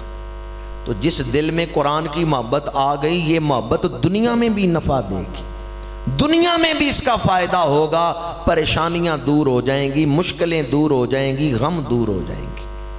اساتذہ بیٹھے ہیں، مشائخ بیٹھے ہیں، علماء بیٹھے ہیں، سوئے ادب ہے، لیکن میں ایک طالب علم کی حیثیت سے عرض کر رہا ہوں، کیا آج 5 سال مکمل ہونے پر درس قرآن کی اس عظیم الشان محفل میں اس روح پرور ماحول کا فائدہ اٹھاتے ہوئے کہ ان بزرگوں کی موجودگی میں اگر ہم دعا مانگیں تو قبولیت کے امکان ہیں، مسجد کا ماحول ہو، نقشبندیہ، چشتیہ، قادریہ، تمام سلاسل کے دیگر بھی بزرگ موجود ہوں، کس کس سلسلے سے ہیں میں سب سے واقفیت تو نہیں رکھتا، لیکن اتنا جانتا ہوں استاذ العلماء بیٹھے ہیں، مشائخ بیٹھے ہیں، اگر ان بزرگوں کی موجودگی میں ہم مل کے مسجد کے ماحول میں دعا مانگیں، وہ دعا جو حضور نے سکھائی، تو ممکن ہے دعا قبول ہو جائے اور وہ بہار ہمیں مل جائے جس کا ذکر حضور نے دعا میں کیا ہے، اور آج ہم مسجد سے جائیں تو وہ بہار اپنے دامن میں لے کے جائیں۔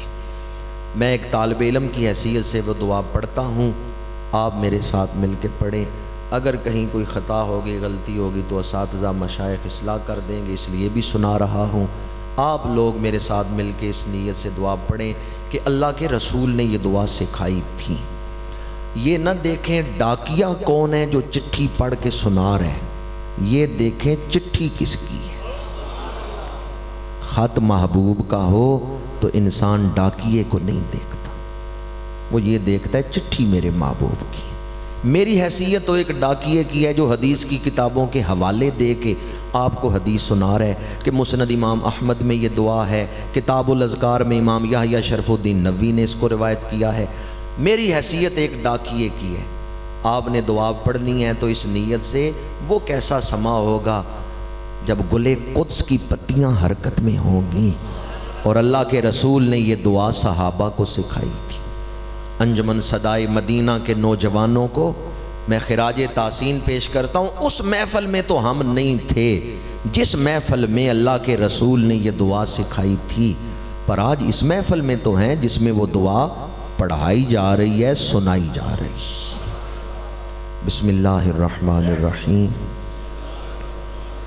اللہم انی عبدک ابن عبدک ابن امتک ناصیتی بیدک ماضٍ فی حکمک عدل فی قضاؤک اسألک بکل اسم ہوا لک سمیت بہی نفسک انزلتہ فی کتابک او علمتہ احدا من خلقک او استأثرت بہ فی علم الغیب عندک ان تجعل القرآن ربیع قلبی و نور صدری و جلاء حزنی و ذہاب ہمی۔ اس دعا کے 3 مرحلے ہیں۔ پہلے مرحلے میں بندگی پیش کی گئی، یا اللہ میں تیرا بندہ ہوں، میرا باپ وہ بھی تیرا عبد ہے، میری ماں وہ کنیز ہے تیرے دروازے کی، یا اللہ میری زندگی کا نظام تیرے ہاتھ میں ہے، جو کچھ ملا وہ تیری عطا ہے، یا اللہ میری زندگی کا نظام تیرے ہاتھ۔ بندگی پیش کی۔ حضور نے دعا مانگنے کا سلیقہ سکھایا ہے، اللہ کے آگے ہاتھ پھیلاؤ تو عاجزی کے ساتھ، بندے بن کے، بندگی کے ساتھ۔ پھر دوسرے مرحلے میں اللہ تعالیٰ کے اسماء مبارکہ کا ذکر ہے، تمام نام، چاہے تو نے کتاب میں اتارے، چاہے کسی کو سکھائے، چاہے غیب کے پردوں میں چھپا کے رکھے، یا اللہ تیرے جتنے نام ہیں میں ان سارے ناموں کا واسطہ دے کے مانگتا ہوں، قرآن کو میرے دل کی بہار بنا دے۔ انت جعل القرآن ربیع قلبی و نور صدری، قرآن کو میرے دل کی بہار بنا دے، میرے سینے کا نور بنا دے۔ ڈنگا کے غیور باشعور مسلمانوں ذرا فیصلہ تو کرو، وہ دل کیسا دل ہوگا جس دل کی بہار قرآن بن جائے؟ وہ سینہ کیسا سینہ ہوگا کہ قرآن جس سینے کا نور بن جائے؟ قرآن مردہ دلوں کو زندہ کر دیتا ہے۔ قرآن جب کسی دل کی بہار بنے گا تو اس دل کو حوصلہ دے گا، اس دل کو نور دے گا، اس دل کو بندگی سے آشنا کرے گا، اس دل کو ایک قوت، ایک طاقت عطا کر دے گا۔ پھر وہ دل ایسا دل ہوگا کہ اس پہ اللہ کی نظر رحمت ہوگی۔ قرآن نگاہ دیتا ہے، دیکھنے کے لیے نظر دیتا ہے۔ حضرت فضیل ایاز رحمت اللہ تعالی علیہ جوانی کے ایام، ابتدائی دور، ڈاکہ زنی کرتے ہیں، ایک قافلے پہ حملہ آور ہوئے، قاری قرآن سواری پہ بیٹھے قرآن پڑھ رہے ہیں۔ حضرت فضیل ایاز ابتدائی دور، توبہ سے پہلے حملہ آور ہوئے قافلے پہ، تلوار بلند ہے، بڑھ رہے ہیں اس سواری کی طرف جس پہ قاری قرآن تلاوت کر رہے۔ جب قریب پہنچے، قرآن کی ایک آیت کانوں سے ٹکرائی، دل کی دنیا بدل گئی۔ اور وہ آیت کون سی تھی جس نے حضرت فضیل ایاز کے دل کو زندہ کر دیا ہے، دل کا رخ پھیر دیا اپنے رب کی طرف؟ وہ آیت مبارکہ یہ تھی، الم یعن للذین آمنوا ان تخشع قلوبہم لذکر اللہ وما نزل من الحق۔ کیا ابھی وہ وقت نہیں آیا کہ ایمان والوں کے دل اللہ کے ذکر کے لیے نرم ہو جائیں؟ وما نزل من الحق، اور ایمان والوں کے دل قرآن کے لیے نرم ہو جائیں۔ کیا ابھی وہ وقت نہیں آیا کہ ایمان والوں کے دل نرم ہو جائیں؟ رسول اللہ آ چکے، معجزے دکھا چکے، میرے آقا کریم انگلی اٹھا کے چاند 2 ٹکڑے کر کے دکھا چکے، ڈوبا ہوا سورج پلٹا کے اپنی شان دکھا چکے، پتھر کو پانی پہ تیرا کے دکھایا، درخت کو زمین پہ دوڑا کے دکھایا، دشمن کی بند مٹھی میں کنکریوں کو کلمہ پڑھا کے دکھایا۔ کیا ابھی بھی وقت نہیں آیا کہ ایمان والوں کے دل نرم ہو جائیں قرآن کے لیے؟ اللہ کی نشانیاں ظاہر ہو گئیں، خاتم النبیین دنیا میں تشریف لے آئے، خاتم النبیین پر دین مکمل ہو گیا، قرآن کا نزول ہو گیا۔ کیا اب بھی وقت نہیں آیا؟ کب آئے گا وہ وقت جب دل نرم ہوں گے؟ اتنا کچھ ہو گیا، اب بھی دل نرم نہیں ہو رہے۔ الم یعن للذین آمنوا ان تخشع قلوبہم لذکر اللہ وما نزل من الحق۔ اس آیہ مبارکہ کے الفاظ کانوں سے ٹکرائے، دل کی دنیا بدل گئی۔ قرآن نے سوال پوچھا تھا، کیا ابھی وہ وقت نہیں آیا کہ دل نرم ہو جائے اللہ کے ذکر اور قرآن کے لیے؟ حضرت فضیل یاز نے تلوار نیچے کی، سر جھکایا اور 3 دفعہ جواب دیا، الان یا رب، الان یا رب، الان یا رب۔ میرے رب وہ وقت آ گیا ہے، میرے رب وہ وقت آ گیا ہے، میرے رب وہ وقت آ گیا ہے۔ اور پھر ایسی دل میں ایک تبدیلی آئی ہے کہ وہ فضیل یاز جو کبھی حملہ آور ہو رہے ہیں ایک قافلے پر، اب گوشہ نشین ہوئے ہیں، اللہ نے ولایت کی اعلیٰ مسند عطا فرما دی ہے۔ قرآن نے سوچ بدل دی، قرآن نے انداز فکر بدل دیا۔ کوئی قرآن سے تعلق جوڑ کے تو دیکھے، پیچھے دعائے مصطفیٰ کام کر رہی ہے، پر ظاہراً حضرت فاروق اعظم کے کلمہ پڑھنے کا سبب کیا بنا ہے؟ بہن سے تلاوت قرآن ہی سنی۔ پیچھے دعائے رسول کام کر رہی ہے، پر ظاہراً سبب کیا بنے کہ حضرت فاروق اعظم رضی اللہ تعالیٰ عنہ جو پہلے تو تلوار اٹھا کے آ رہے تھے، پر جب ایک واقعہ سے گزرے ہیں، بہن سے قرآن کی تلاوت سنی ہے، اب سر جھکا کے روتے ہوئے در رسول کی طرف آ رہے ہیں۔ تیسری بار کہہ رہا ہوں، پیچھے تو بے شک دعائے رسول کا فیض تھا، کرم تھا، ظاہری سبب کیا بنے؟ ظاہری سبب کیا بنے؟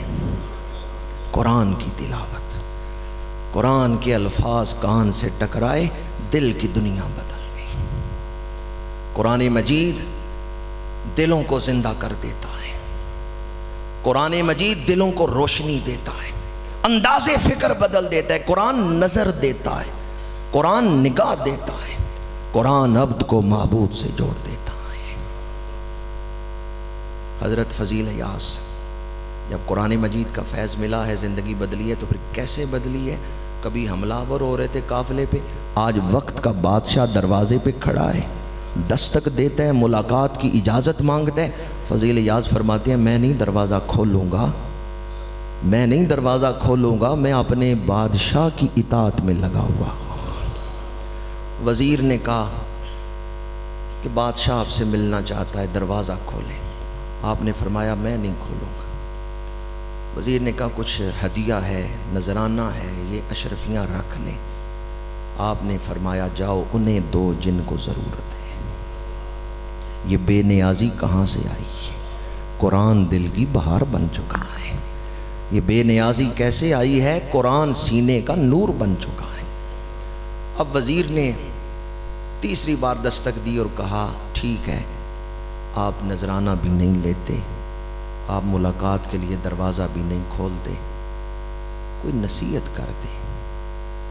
آپ تبلیغ سے تو نہیں نا منہ پھیرے ہوئے، آپ دروازہ کھولیں، بادشاہ کو نصیحت کریں، اس پر اثر ہوا، اس کی زندگی بدلی تو بہت سارے لوگوں کا فائدہ ہوگا۔ حضرت فضیل یاز نے اب دروازہ کھولا، نصیحت کے لیے بادشاہ کو اندر آنے کی اجازت دی ہے، لیکن چراغ گل کر دیے، چراغ بجھا دیے، اندھیرا کر دیے۔ وزیر نے کہا چراغ کیوں بجھا دیے؟ آپ نے فرمایا جس طرح اللہ والوں کے چہرے دیکھنے سے اللہ یاد آتا ہے، دنیا داروں کے چہرے دیکھنے سے دنیا کی محبت دل میں آ جاتی ہے۔ میں کسی دنیا پرست کے چہرے پر نظر نہیں ڈالنا چاہتا۔ جس طرح اللہ والوں کے چہرے دیکھنے سے اللہ یاد آتا ہے، دنیا پرستوں کے چہرے شوق سے دیکھیں، دل میں دنیا کی محبت پیدا ہو جاتی۔ بادشاہ رو پڑا بادشاہ۔ اس نے اپنے وزیر سے کہا کسی ایسے فقیر کی تلاش میں ہی میں تھا جو دنیا کی حقیقت میری آنکھوں کے سامنے روشن کر دے، کسی ایسے ہی مرد خدا کی میں تلاش میں تھا۔ حضرت فضیل یاز رحمۃ اللہ تعالیٰ علیہ، ان سے نصیحت کی خواہش کی گئی، وہ نصیحت فرمائیں۔ آپ نے فرمایا بادشاہ سے پوچھو والد زندہ ہے؟ انہوں نے کہا نہیں، فوت ہو چکا ہے۔ فرمایا باپ کے مرنے سے کوئی نصیحت تو نے لی ہے؟ اگر باپ کی میت اٹھا کے کوئی نصیحت نہیں لی تو میری تقریر سے تو کیا نصیحت لے گا؟ کفا بالموت واعظا۔ اگر گھر سے میت اٹھاتے ہوئے تو نے آخرت نہیں یاد کی، گھر سے میت اٹھائی اور تیرا دل نرم نہیں ہوا، تو نے کوئی نصیحت نہیں لی، تو میری تقریر سے تجھے کیا نصیحت حاصل؟ حضرت فضیل یاس، یہ زندگی کس نے بدلی ہے؟ سبب کیا بنا ہے؟ سبب بنا ہے قرآن کی ایک آیت۔ میں آپ کی خدمت میں عرض کروں گا، 70 سال 80 سال زندگی گزار کے ایک مسلمان دنیا سے چلا جائے اور اس خزانے کو کھولے ہی نہ، اس خزانے سے تعلق ہی نہ جوڑے جس نے قبر میں اور حشر میں کام آنا ہے۔ آئیں آج اس سالانہ محفل پاک کے موقع پر ہم یہ ارادہ کریں کہ روزانہ قرآن مجید کی تلاوت کریں گے۔ چند لوگ ہی بولے ہیں، باقیوں کا کیا خیال ہے؟ میرے آقا کریم صلی اللہ علیہ وآلہ وسلم نے روزانہ ایک وقت مخصوص کیا ہوا تھا جس میں آپ قرآن مجید پڑھتے۔ جناب اوس بن حذیفہ فرماتے ہیں کہ قبیلہ بنو ثقیف کے وفد کو لے کے میں حضور کی بارگاہ میں گیا، تو ان میں جو اخلافی تھے انہیں حضرت مغیرہ بن شعبہ کے گھر ٹھہرایا، اور جو مالکی تھے انہیں حضور نے خیمے میں ٹھہرایا، اور عشاء کی نماز کے بعد حضور خیمے میں تشریف لاتے تھے اور کچھ دیر گفتگو فرماتے تھے۔ حضرت اوس بن حذیفہ فرماتے ہیں ایک دن حضور دیر سے آئے، روزانہ عشاء کے بعد تشریف لاتے تھے، ایک دن کچھ دیر سے حضور تشریف لائے، تو ہم نے عرض کیا یا رسول اللہ صلی اللہ علیہ وسلم آج آپ قدرے دیر سے تشریف لائے ہیں، اس کا سبب کیا ہے؟ حضور نے فرمایا میں روزانہ قرآن مجید کا ایک مقررہ حصہ تلاوت کرتا ہوں، آج کسی وجہ سے اس میں تاخیر ہو گئی تھی تو میں نے اسے پڑھے بغیر آنا پسند نہیں کیا، اس لیے میں اس کی تلاوت میں مصروف رہا ہوں۔ حضرت مغیرہ بن شعبہ روایت کرتے ہیں کہ مکہ اور مدینہ کے درمیان حضور سفر میں تھے، ایک جگہ خیمے لگائے ہیں، تشریف فرما ہے، ایک قبیلے کا سردار ملنے کے لیے آیا ہے، اجازت مانگی ہے، حضور خیمے کے اندر ہیں، صحابی نے اجازت مانگی ہے، تو میرے آقا کریم نے فرمایا کہ میں روزانہ قرآن مجید کا ایک حصہ تلاوت کرتا ہوں، باوجود میں اسے ابھی تک نہیں پڑھ سکا، اور اس کی تلاوت پر میں کسی کی ملاقات کو ترجیح نہیں دے سکتا، پہلے میں وہ تلاوت کر لوں پھر ملاقات کریں۔ ان روایات سے کیا پتہ چلتا ہے کہ حضور قرآن مجید روزانہ تلاوت فرماتے ہیں۔ حضور پہ قرآن نازل ہوئے، لیکن حضور کو قرآن کے ساتھ بڑی محبت تھی۔ کبھی کسی صحابی سے فرماتے ہیں تو قرآن پڑھ میں سنتا ہوں، وہ عرض کرتے ہیں یا رسول اللہ آپ پہ تو قرآن اترا ہے، حضور فرماتے ہیں میں چاہتا ہوں کہ تو قرآن پڑھے اور میں سنوں۔ حضرت ابی بن کعب سے فرماتے ہیں اللہ نے مجھے فرمایا ہے ابی بن کعب سے کو قرآن پڑھیں اور آپ سنیں۔ ابی بن کعب عرض کرتے ہیں یا رسول اللہ میرا نام لے کے اللہ نے فرمایا ہے، حضور فرماتے ہیں ہاں تیرا نام لے کے کہہ۔ ابی بن کعب جھوم اٹھے، بندے کا نام رب نے لیا ہے۔ تو میرے آقا کریم کو قرآن سے محبت، حضور خود روزانہ قرآن تلاوت فرماتے، حضور صحابہ کو حکم دے کے قرآن سنتے ہیں، وہ تلاوت کر رہے ہیں، حضور قرآن سن رہے ہیں۔ میرے سامنے بس گفتگو سمیٹ رہا ہوں، نقشبندی، قادری، چشتی، سہروردی، دیگر سلاسل کے لوگ بیٹھے ہیں، ہم جن پیروں کو ماننے والے ہیں وہ سب قرآن سے محبت کرنے والے ہیں۔ حضرت خواجہ قطب الاقطاب خواجہ قطب الدین بختیار کاکی رحمۃ اللہ تعالیٰ علیہ سلسلہ لیا چشتیہ کے عظیم پیشوا، ماں کی گود میں ہی 15 پارے حفظ کر لی۔ جب استاد کے پاس لے کے گئے ہیں تو اس نے شروع کیا ہے بسم اللہ الرحمن الرحیم الحمدللہ رب العالمین، تو آپ نے آگے پڑھنا سنانا شروع کر دیا ہے، استاد سن رہے ہیں اور آپ نے پہلے 15 پارے زبانی پڑھ دیے، سنا دیے۔ استاد حیران ہو کے کہتے ہیں تم پڑھنے آئے ہو کہ پڑھانے آئے ہو؟ فرمایا یہ تو میری ماں کا وظیفہ تھا جو مجھے گود میں لے کے روز صبح چکی چلاتے ہوئے پڑھتی تھی۔ پتہ چلا ہم جن پیروں کے ماننے والے ہیں ان کی مائیں چکی چلاتے ہوئے بچوں کو گود میں لے کے قرآن ہی پڑھتی. ہمارے مشائخ قرآن سے محبت کرنے والے. اسرار الاولیاء پڑھ کے دیکھیں، اس میں ایک فصل، ایک پورا باب جو ہے وہ تلاوت قرآن کی فضیلت پر ہے. اسرار الاولیاء، سلسلہ علیہ چشتیہ، ویسے بھی تمام اہل سنتی جانتے ہیں یہ کتاب ملفوظات ہیں ایک بہت بڑی ہستی کے. اسرار الاولیاء میں ایک پورا باب ہے تلاوت قرآن کی فضیلت پر، اور پھر آگے الگ الگ فصلیں ہیں سورۃ فاتحہ کی فضیلت پر، کل شریف کی فضیلت پر.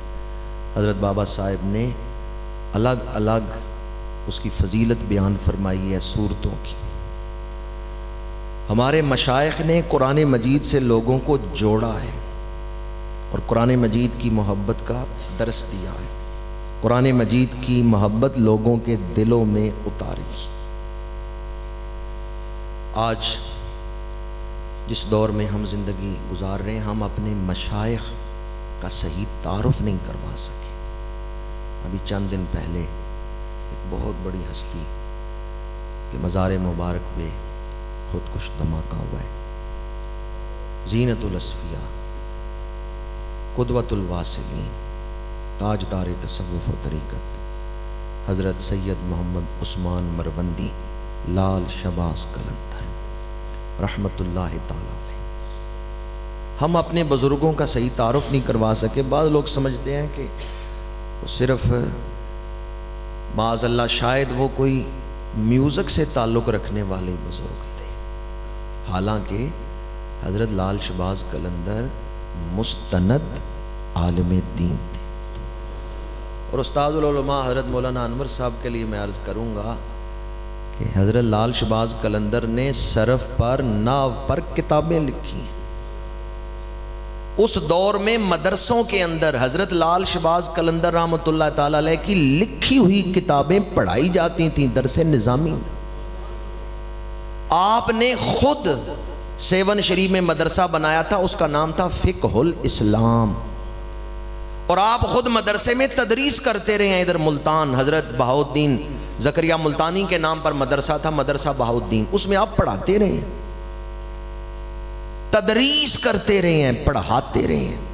لسانیات کے آپ بڑے ماہر تھے، صرف و نحو کے علم میں ید طولہ رکھتے تھے، فارسی کے آپ بہت بڑے شاعر تھے. ہم اپنے بزرگوں کا تعارف ہی نہیں دنیا کو کرا سکے.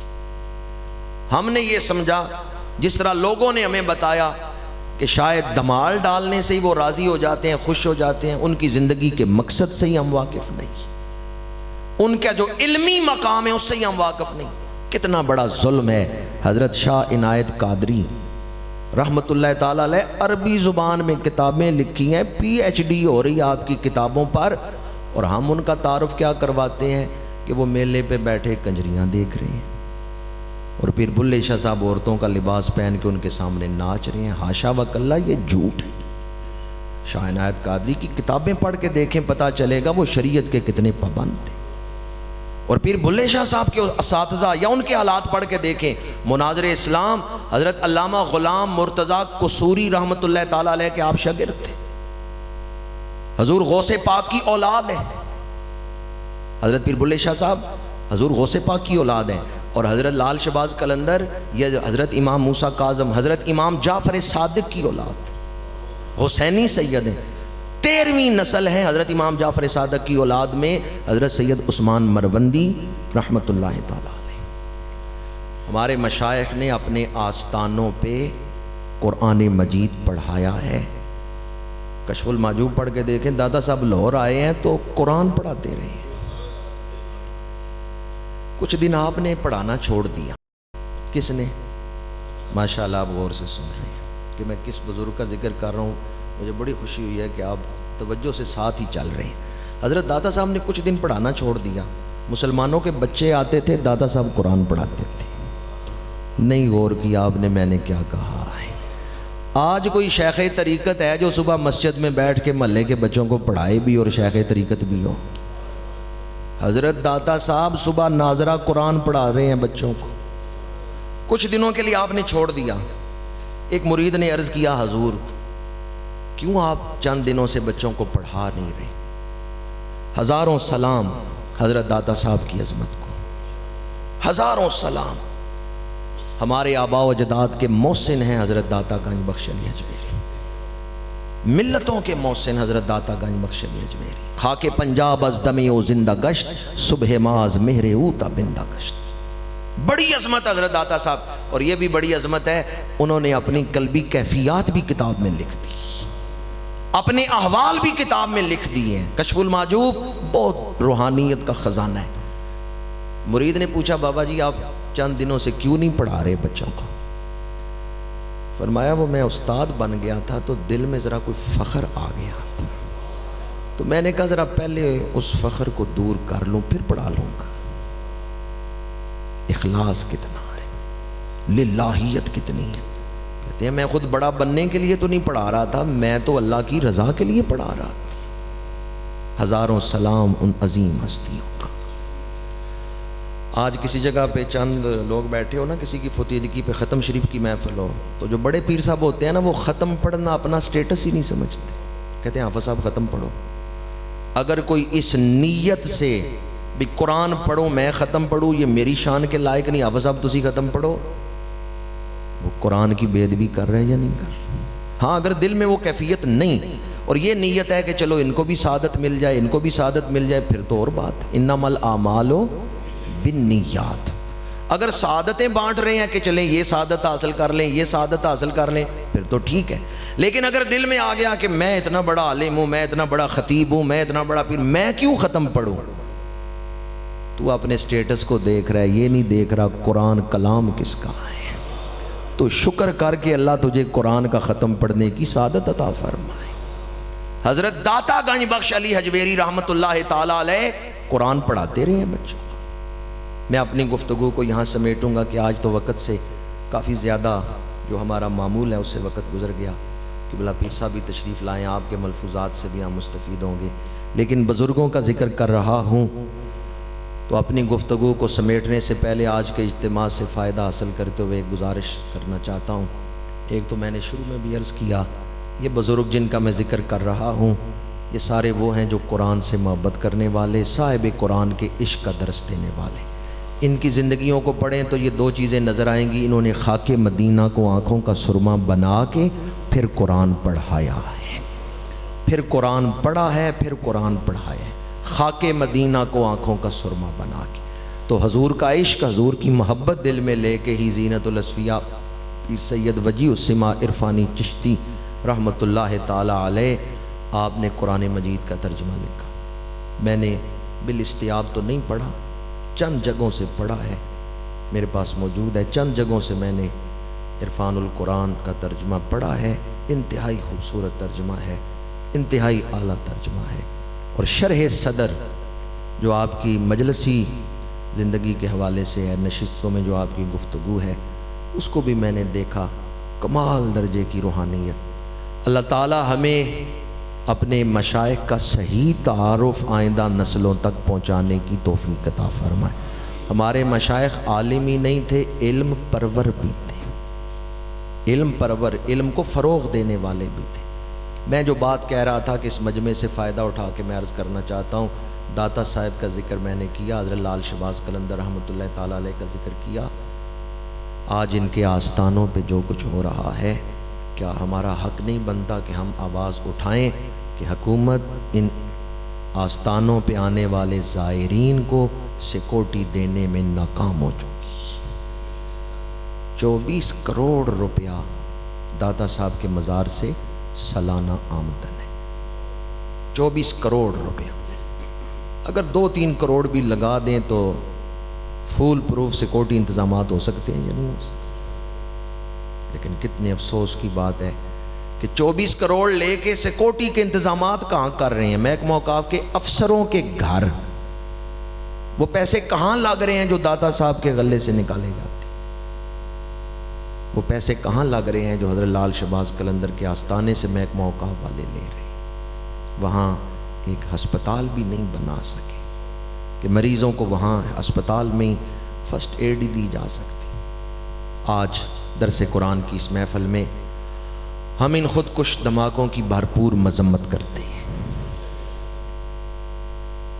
جو ان میں اہل ایمان فوت ہوئے دعا گو ہیں، اللہ تعالیٰ انہیں مغفرت کاملہ عطا فرمائے، ان کے لواحقین کو صبر عطا فرمائے، اور حکومت سے مطالبہ کرتے ہیں کہ ہمارے مشائخ کے آستانوں پر سیکورٹی کا بھرپور انتظام کیا جائے، کیونکہ یہ ان کے قبضے میں ہیں، وہ ان سے نظام وہ چلا رہے ہیں اور آستانوں سے کروڑوں روپے حاصل کر رہے ہیں۔